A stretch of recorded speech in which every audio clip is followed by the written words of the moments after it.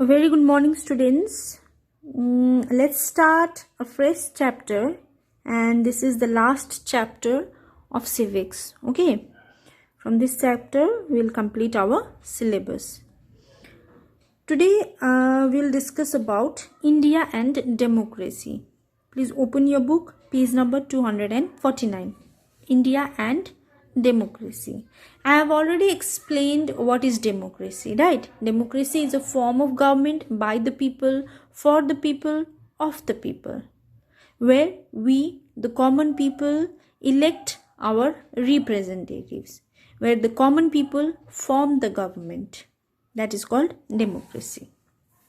Now, India has always had a tradition of tolerance and non-violence.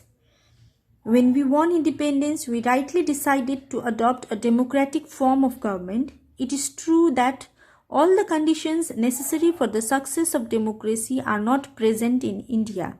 Still, our democracy has been successful. There is, at the same time, a need to improve the situation so that we may have an ideal democracy. India, even today, does not have social equality in the strictest sense of the term. We still have a caste-based society. We also have economic disparities. We have to work hard to bring about economic justice. All these challenges must be made with if India is to be called a true democracy. So, India, we have a tradition of tolerance and non-violence, right? Non-violence, we have followed non-violence to achieve our independence. When India got its independence, at that time only, India decided to have a democratic government. We will have a democracy in our country after independence. But whatever things are required in order to have a democracy, that is absent. Few of the things are absent, though still India has a very successful democracy in the whole world. If you compare with other worlds, India has the most successful democracy. But there are certain things which needs improvement, certain situation where we have to bring certain changes. Then only we can say we have complete democracy or the real democracy, right? For examples, India also today also we have some caste-based society. People believe in caste and all, right? There is a discrimination on the basis of caste, and we are economically not developed.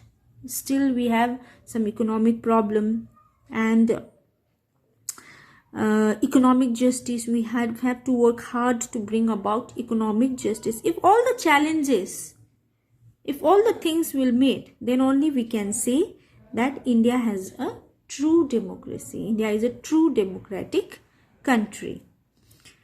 India forward. In spite of the above mentioned shortcomings, India is growing into a healthy democracy. People in India have shown a remarkable degree of tolerance and restraint. So, we have so many default, but also India is growing as a very successful democracy or a healthy democracy. Okay, because people of India, we as a people of India, we have shown how much tolerance we have, how much we can tolerate. We have shown that, right? And restraint also.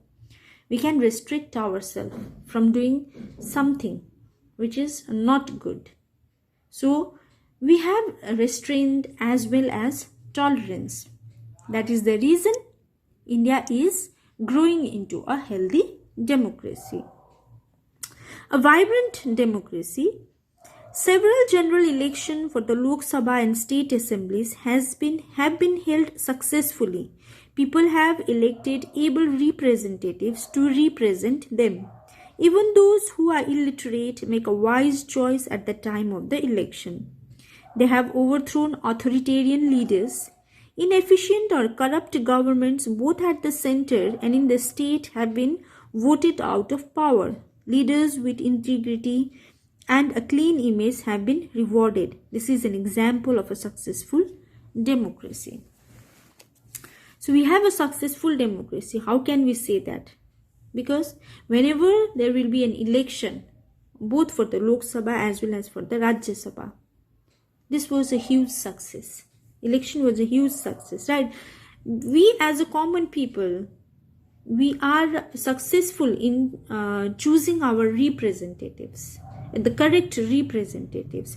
We have thrown out the authoritarian. Authoritarian means the one person control the whole society. That is called authoritarian. So in a democracy, there is no place for authoritative leader.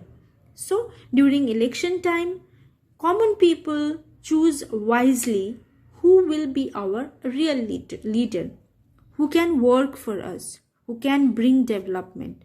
So even the illiterate people who are not educated enough, they have also chosen wisely, right, to bring a very good government in India.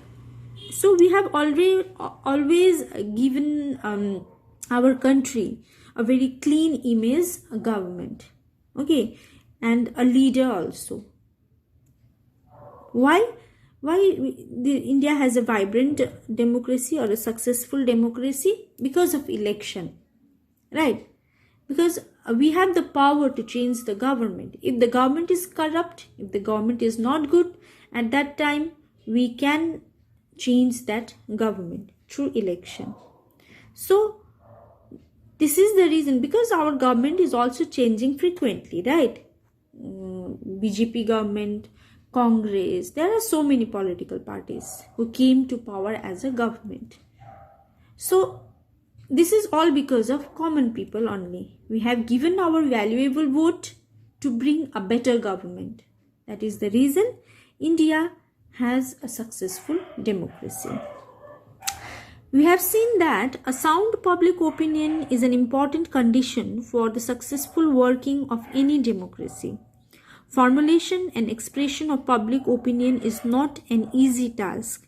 There are many agencies that help in formulating public opinion. The print media, newspaper and periodicals, electronic media, radio, television, internet and cinema, educational institutions, religions, political parties and voluntary organizations are some of them. These agencies are constantly active in the formulation of public opinion. Public opinion is very important in any democracy, right? Public, we are the public. We have our opinion regarding the government, regarding the leaders, regarding the representatives, right? So the public opinion is very, very important in any democracy. And to bring about the clear image of the government or the leaders or the representatives, we have many forms through which we get help in order to make our opinion. So some of the agencies who help us to clear our understanding related to our government or related to our leaders, those agencies are the print media, newspaper and periodicals, electronic media, radio, television, internet, cinema. We used to hear news, we used to read news, right? What has happened in India, what the government is deciding, what are the next plans of the government, how the government is trying to bring development. So all these things we'll read, we'll hear, we'll watch, right? And sometimes we study also in our schools and our educational institution, and political parties are also there, right? They try to improve our opinion, and organization, voluntary organization, all of them are helping in formulating public opinion. So these agencies are constantly active. Because of these agencies only, the common people can form an opinion.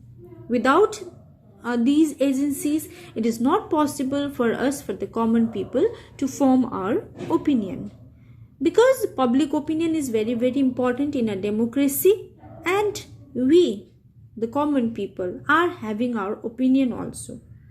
And who is helping us? The media. Whether it's a print media or electronic media or any other organization. Okay, this is the reason we can say India has a very, very successful democracy. In our next class, we'll discuss about a role of religions. Okay.